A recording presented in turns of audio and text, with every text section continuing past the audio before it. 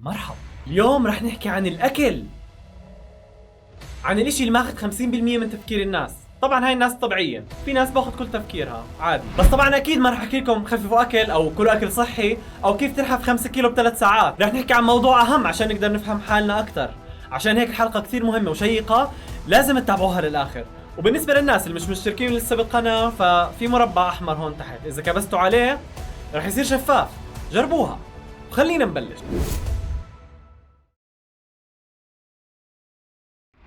خلال التاريخ البشري ما كان الغذاء متوفر مثل وقتنا الحالي، ولأنه الغذاء أو الطعام من الحاجات الأساسية للإنسان عشان البقاء، فكان من الطبيعي إنه يضل يفكر بهاي الحاجة ويسعى لتأمينها. وكان كل إشي بيعمله من عمل وسفر وحروب كان الدافع الأساسي له هو الحصول على الطعام أو الموارد. طيب في وقتنا الحالي وبما انه الطعام متوفر صار تقريبا، فيا ترى شو السبب اللي بخلينا نفكر فيه بشكل مستمر طالما انه الحاجه في الثلاجه؟ مش رح نطلع على الصيد عشان نأمن وجبه، واذا بنفطر شو رح نتغدى، واذا تغدينا شو رح نتعشى، وإذا تعشينا شو رح نتغدى بكره. خلينا نبلش مع الدوبامين. هو الدوبامين هو مادة بفرزها الجسم، رح نسميه خلال الحلقة هرمون السعادة. هذا الهرمون بفرزه الجسم لما نعمل اشي بحافظ على حياتنا او على صحتنا النفسية، يعني زي الاكل والشرب والعلاقات الاجتماعية والعلاقات العاطفية والانجازات. فلما نعمل هاي الاشياء بيزيد افرازه بالجسم وبنصير نحس بالطاقة والحيوية وانه مزاجنا صار احسن، وبالتالي بس يخف افرازه بالجسم بنصير نحس بالخمول والاكتئاب. تعرفوا بالجيمات هذا اللي بيرفع حديد بيكون في واحد وراه المدرب او واحد صاحبه، لما يرفع الحديد بشجعه بحكي له عاش، يعني عشان يرفع كمان one more. وبجسمنا نفس الاشي، لما يفرز لنا هرمون السعادة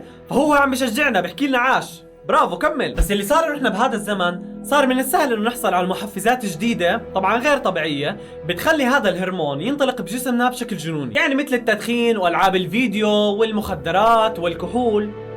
لا الكحول قديم كانوا يحتسوا النبي، او مثلا مثل السوشيال ميديا، اذا حطينا صورتنا على الفيسبوك واجانا لايكات كثيره هذا محفز نفسي. اما بالنسبه للاكل ففي عندنا 3 اشياء بتحفز افراز هرمون السعاده بشكل كبير، هي السكر والملح والدهون. فشو اللي بيصير لما ناكل وجبه بتحتوي على هاي الاشياء؟ قبل ما نحكي شو بتعمل خلينا نتخيل انه في قدامنا وجبه سناك سخنه مثلا مع بيبسي وبطاطا وشوية كاتشب وهيك اشياء. بمجرد ما نتخيلها دماغنا مباشرة رح يربطها مع تجربة سابقة لنا لما اكلناها وكنا مبسوطين ببساطة، لانه هاي الوجبة بتحتوي على نسبة سعرات ودهون عالية وكمية سكر كبيرة. بضل راجع لي اللقطة اللي قبل هاي بينوا انا ببلع ريقي لما كنت احكي عن الوجبة. واحدة من الشغلات اللي صعب نتعامل معاها بحياتنا هو انه دماغنا قابل للادمان على اي شيء، والاكل واحدة من هاي الاشياء اللي بدمن عليها، وخاصة لما يكون هذا الاكل مملح وفيه دهون وفيه سكر. وجبة ورا الثانية الجسم بيتعود على كمية الدوبامين اللي صرنا نخلي جسمنا يفرزها وبصير بده اكثر، لدرجة انه حتى بعد ما ناكل بساعة بصير بدنا اي شيء حلو، حتى لو كاس شاي. يعني مع الوقت ببطل هذا الاكل يحفز مخنا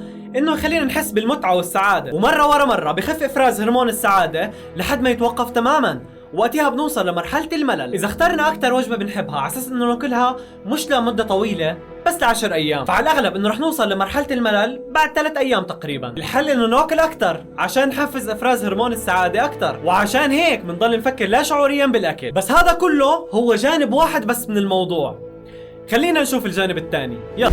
نحن بنمط حياتنا الحالي علينا ضغوط كبيرة، يعني متطلبات السعادة بطلت انه امير او اميرة الاحلام زي زمان، ولا حتى انك تصير زي ابن خالتك. يعني احنا هلا مطالبين بالنجاح بكل اشي، بالدراسة وبالعمل وبالزواج، ومطالبين انه نمتلك كل اشي يمكن امتلاكه، بيوت، سيارات، اجهزة، وكمان مطالبين انه نكون مثاليين بكل اشي. من هاي الاشياء شكل جسمنا لازم يكون مثالي، ولازم كمان ما يروح علينا اشي، وخاصة بالاكل لازم تجرب الاكل الهندي والصيني والمنسف بكاسة. المهم هذا النمط من الحياة صار يشكل علينا ضغوط كبيرة، لانه من الصعب تحقيق كل هذا اللي حكينا عنه، فبيبدأ الشخص بالتوتر، وهذا التوتر لما يزيد وتزيد مشاكل الحياة وضغوطها، الجسم بهاي المرحلة بيكون مستنفر وعم بيطلق بالجسم هرمونات تعتبر عكس هرمون السعادة اللي هي الخوف والقلق، وهاي الهرمونات بتخلي ضربات القلب تزيد وبتساهم باستهلاك طاقة الجسم، ونبطل قادرين انه نركز وناخذ قرارات، وبتأثر حتى على تفاعلنا الاجتماعي والعاطفي. فالشخص بهاي المرحلة بصير بده يمنح حاله اي شيء عشان يحسن من شعوره، فبيبدأ بالاكل عشان يحفز الدماغ يفرز شو؟